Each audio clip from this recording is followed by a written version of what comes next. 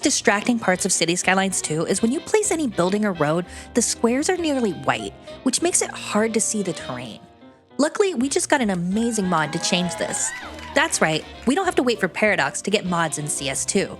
So the mod I have is called Legacy Flavour, and it's a great, small quality of life mod, but I think it's going to be quite popular. So let's talk about how to install it, as well as the few other mods that have been released. So to start, you'll need to go to this site, thunderstore.io. Most of these mods were made by a group of modders as part of the Cities 2 modding Discord. I'll link their server in the description if you're interested in staying up to date. There is a required dependency for these mods. It's called BepInX, which is a Unity plugin for modding.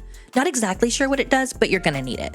There's two ways to install mods, direct download or use their mod manager. So I downloaded and installed the mod manager, which looks great and it's very intuitive. You can download mods directly here and enable them and disable them in the mod manager itself.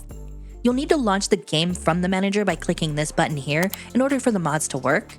If you launch directly via Steam, it'll just go back to vanilla. There's quite a few mods here, but let's focus on Legacy Flavour, and we'll do a full video on each of these other mods soon. So the great thing about Legacy Flavour is, obviously, it gets rid of the nasty white zone squares and replaces them with a clean transparency, but it also alters the zoning colors to give some slight distinction between densities.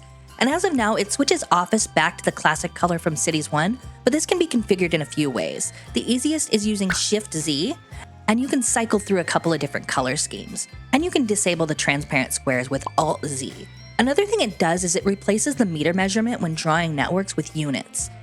This allows you to measure your road lengths in a way that relates directly to the gameplay itself, similar to the old precision engineering mod in Cities 1. So Legacy Flavour, as well as the other mods on Thunderstore, are not officially supported by Paradox. So use at your own risk, as they may need regular updating as new patches are rolled out. It's a shame we have to rely on third-party tools to get mods, but this one seems to be pretty good, and the community I've interacted with over in the Discord is great, and I highly recommend you stay tuned for more updates.